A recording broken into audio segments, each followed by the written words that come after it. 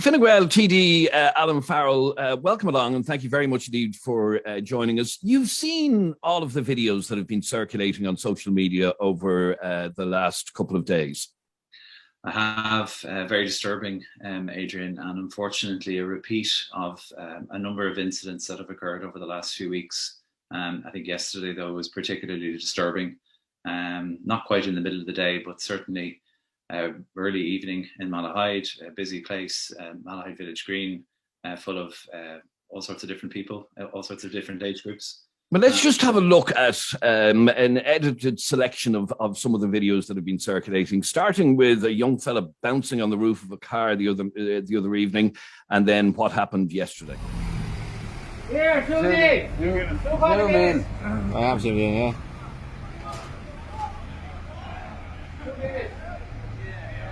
It's the faces.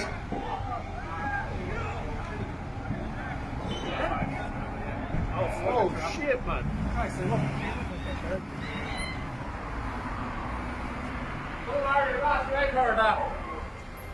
That 10 penny, please. Let's go.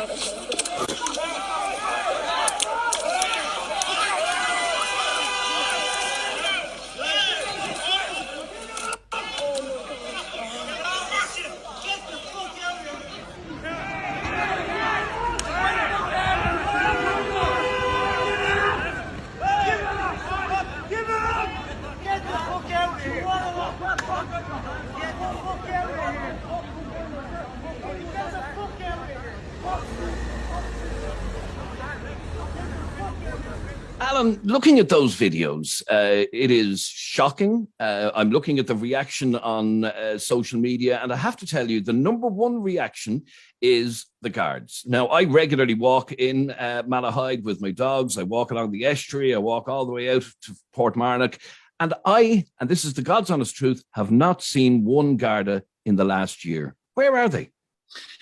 That's a common and a fairly legitimate remark to make, Adrian. There are Gardaí in Malahide, of course. It is a station that's manned 24 hours a day, despite common misconceptions.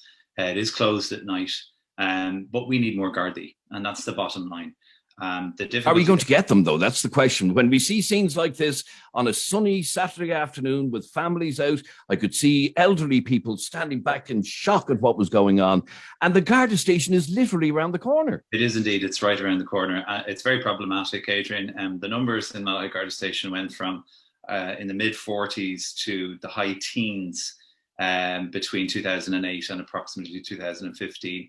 They've steadily grown since then, but there clearly aren't enough personnel within the station. Not enough. It doesn't account for the fact that there weren't even two guards on site. There was no Gardaí to be seen. So both incidents that we've seen, the incident where the young man was on top of the car and the incident yesterday, were responded to within 2 or 3 minutes, according to the Gardaí. So that's the first and most important thing to say. Arrests have been made in both incidents. So it is important just to make that absolutely clear.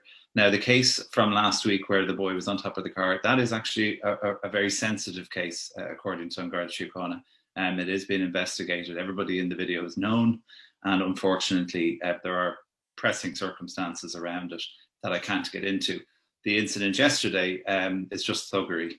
And it's very difficult to police, Adrian, let's be honest about it. We can't stop people getting off trains, getting off buses, or even cycling into Malahide Village, as is the case. We're an open, free country. But the problem is that the Gardaí have to react to these incidences, and it's brazen attitudes that are causing these incidents. And I'm sure your viewers have seen the reaction of one young man to being asked to stop fighting. That's just incredible. I haven't seen the likes of that in years. And the last time I did see it, it was in the city centre at 3 o'clock in the morning, fueled no doubt by alcohol. This was in, 7, 8 o'clock at night. So I'm not really used to seeing that. And I think that it shows a significant change in attitude in recent years. But the main cause of these problems, and certainly the apprehension that it causes in the public, is that Malahide Garda station is closed in the evenings to the public. But as I said, the Gardaí still muster there. They're still on duty there. They still show up for roll call there. and their vehicles are there on and off during the course of the entire day. So in simple terms, Alan, are we going to see a more visible Garda presence on the streets of Malahide and various other parts of the city? This is not unique over what is we're being told to have an outdoor summer. I want to have an outdoor summer. Everybody else does, but I wouldn't be heading to Malahide anytime soon if I'm going to see stuff like that. No, absolutely, Adrian. And that is a legitimate concern. And it's certainly the concern of the business community who have expressed it to me over the course of last night and today. I can say with absolute certainty that there will be a significant increase in Garda presence right across DMR North, which runs from Coolock all the way to Balbriggan. There are significant numbers of Gardaí that have been requested.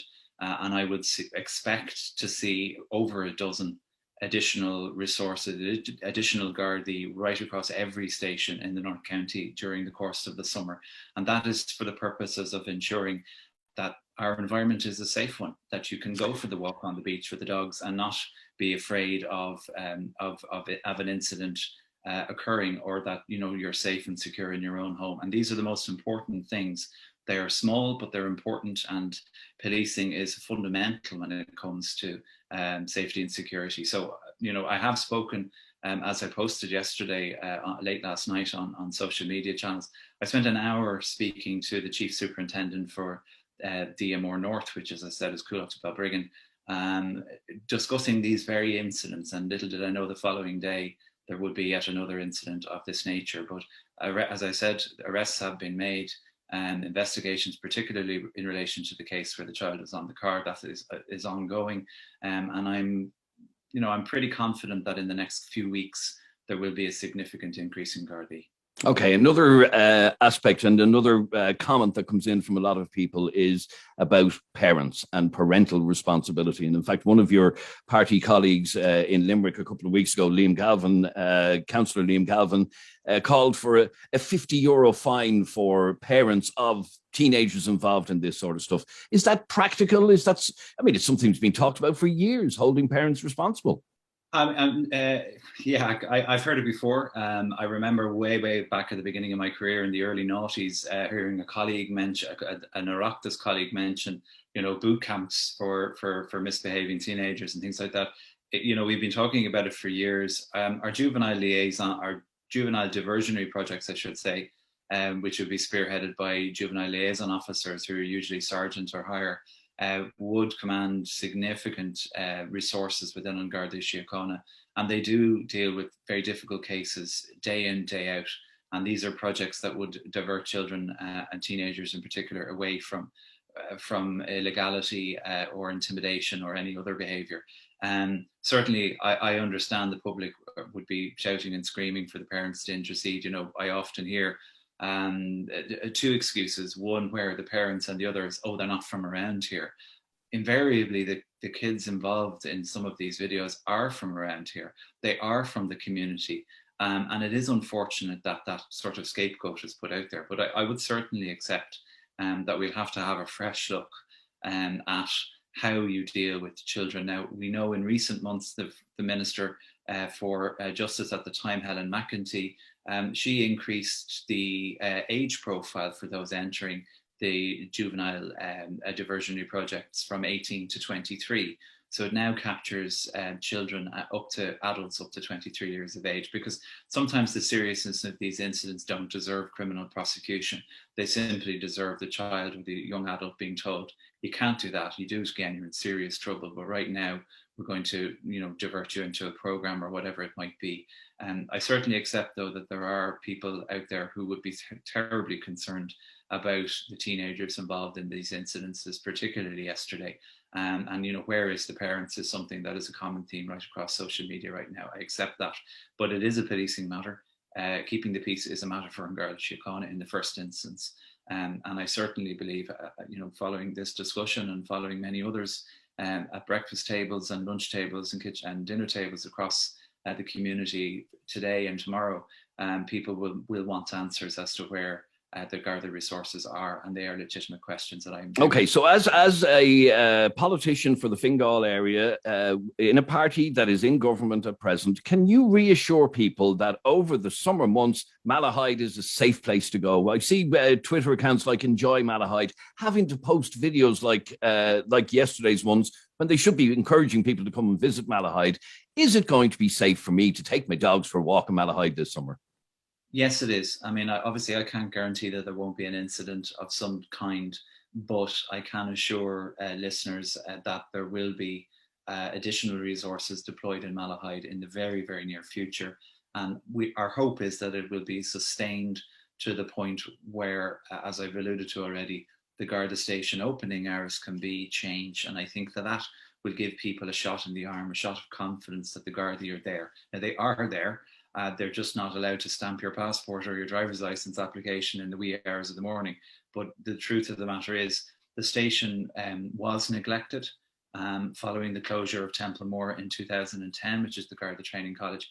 And the numbers have been steadily rising since about 2015, 2016. Okay, so there will be more Gardaí visible in Malahide over the summer months to make us all feel a bit safer. Absolutely, Adrian, yes. All right. Alan Farrell, Fingal TD for Fingal, thank you very much indeed for talking to us. Thank you. That's brilliant, Alan. Thanks very much indeed. I'm going to stop the recording.